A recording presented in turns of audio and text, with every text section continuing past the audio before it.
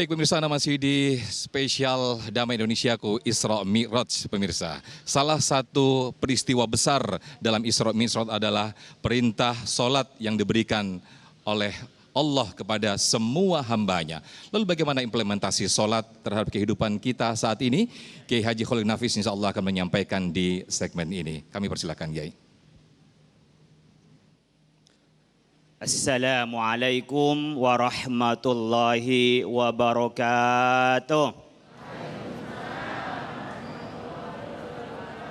Alhamdulillahilladzi asra bi'abdihi laylam minal masjidil haram ilal masjidil aqsa alladzi barakna haulah. Wassalatu wassalamu ala rasulillah wa ala alihi wa ashabihi wa mawalah. La haula wa la quwata illa billah. Subhanaka la ilma lana illa ma 'allamtana innaka antal alimul hakim. Bapak Ibu sekalian, wabil khusus Habibun al-Mahbub, Habib Al-Kaf dan Mama Ded, Ustazah Mama Dedeh. Bapak Ibu sekalian, jamaah Masjid Al-Furqon Boulevard Bekasi rahimakumullah. Ibu bapak 2 tahun jarang jalan-jalan kan? Gara-gara apa? Udah tahu. Ibu bapak kan seneng kalau jalan-jalan kan? Ibu-ibu tuh seneng kemana-mana, bahkan kalau bisa ziarah kemana, wisata kemana, seneng kan? Bahkan ada yang bangga ke Eropa, ke Turki, wah ke Australia, ke Amerika. Ibu bapak nggak usah kalah bangganya apa? Setiap hari kita lebih daripada mereka. Mereka hanya pergi dari makhluk ke makhluk, dari makhluk ke makhluk. Kita 5 kali dalam sehari minimal kita pergi kepada Sang Khaliq. Pergi kepada Allah kita, mi'raj setiap hari. Kalau ibu bapak melihat bagaimana Isra itu asra, tengah malam dijalankan oleh Allah. Ketika mi'raj dimi'rajkan oleh Allah, bukan kita, bukan Nabi Muhammad yang jalan sendiri, tapi Allah yang menjalankan. Jadi hal yang nggak masuk akal dalam agama itu terjadi dan tidak bisa jadikan akal sebagai barometer untuk menilai agama benar atau tidak benar. Tapi begitu juga jangan sampai kita ini beragama tanpa berakal.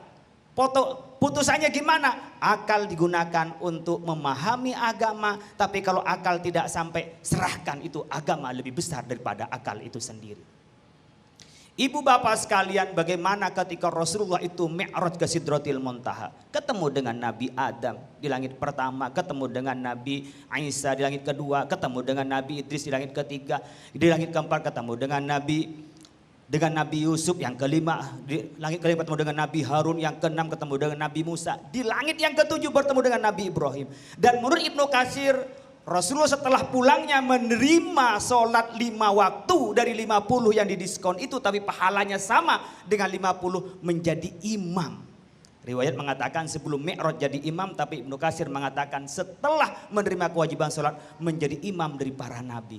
Bisa dibayangkan orang yang sudah meninggal habis apa tidak? Para ulama, para pejuang tidak habis, tidak berarti hilang, tetap ada Bapak Ibu sekalian, cuman kita yang tidak merasa.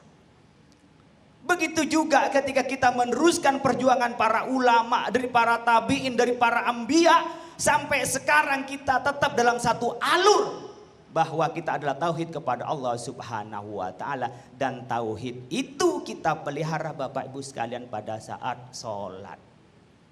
Kalau melihat orang baik tidak baik, kalau mau ngambil menantu, mau cari teman, lihat sholatnya itu rajin apa enggak. Bu, kalau sholat itu bisa khusyuk apa enggak? Jangan sampai ketika sholat Allahu Akbar, ingatnya apa? Jemuran. Ya, bapak-bapak, Allahu Akbar ingatnya pekerjaan. Makanya ada teman menjadi pola, kalau kuncinya hilang lupa naruhnya takbir Allahu Akbar. Bisa ingat ditaruh di mana kuncinya itu. Nah ini yang ketawa nih, yang pengalaman ini.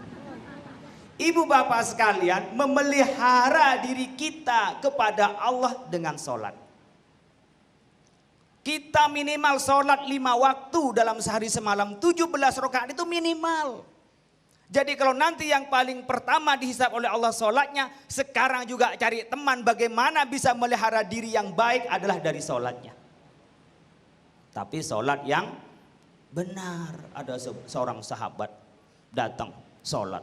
Allahu Akbar. Buru-buru cepat.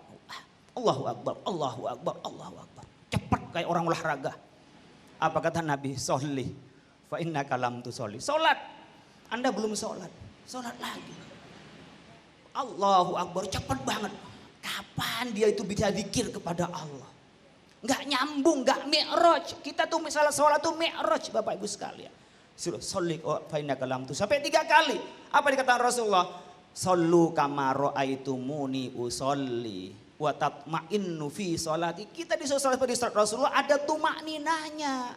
Ketika ruku tumaknina, i'tidal tumaknina, sujud tumaknina. Tenang tumaknina itu. Meskipun sekedar membaca subhanallah, ketika taruh kepala kita di tempat kita menginjak, mengatakan subhana rabbiyal a'la. Maha suci Allah yang paling tinggi. Maka tadi subhanalladzi asra. Subhan. Bisa kita terapkan dalam kehidupan Bapak Ibu sekalian, hadirkan dalam kehidupan kita. Kita harus menjadi orang yang rendah hati, bukan rendah diri. Jangan sombong.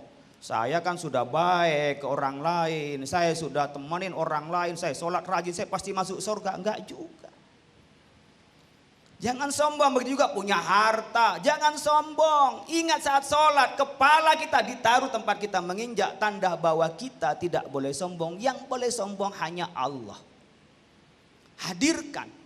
Makanya ketika wasiat Allah kepada Rasulullah. Wa'mur ahlaka bis sholati wastabir alaiha.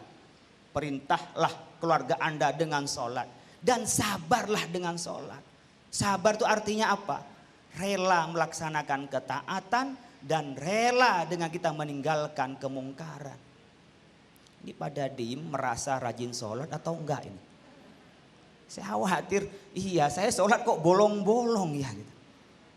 Coba dipikir-pikir, kira-kira sholatnya udah sempurna atau tidak? Dan bisa nggak menghadirkan sholat kita dalam implementasi pribadi, keluarga, dan muamalah? Pribadi kita itu menjadi orang yang ajib Bapak Ibu sekalian. Disiplin dengan waktu. Ketika kita berjemaah, kita tahu satu saf dengan yang lain. Dan pahalanya berkali-kali lipat, 25 sampai 27 kali lipat. Betapa sholat itu menjadi kendali bagi diri kita dan menjadi kendali dalam kita berkeluarga. Dalam kita bermuamalah, maka kita ingat yang menjadi kunci sholat berpengaruh. La sholata illa ma'ukila minha. Sholat baru ada tanha anil fahsya wal munkar. Sholat bisa jadi kontrol, sholat bisa pembangunan karakter apa? Kalau dalam sholatnya kita ngerti dan kita khusyuk. Mudah-mudahan bermanfaat. Amin ya rabbal alamin. Terima kasih Kiai. Masya Allah kembali kita diingatkan oleh guru kita. Ternyata Allah memberikan kesempatan seluas-luasnya kepada hamba-hambanya untuk melakukan mi'raj pada saat kita sholat. Insya Allah tentu saja untuk mempertebal pemahaman kita, menambah pemahaman kita tentang hikmah daripada Isra Mi'raj, kita akan segera jawab pertanyaan-pertanyaan Anda selepas pesan-pesan berikut ini. Tetaplah bersama kami dalam Indonesia spesial Isra Mi'raj yang dipersembahkan oleh Sarung Wadimor, tentu sarung kita.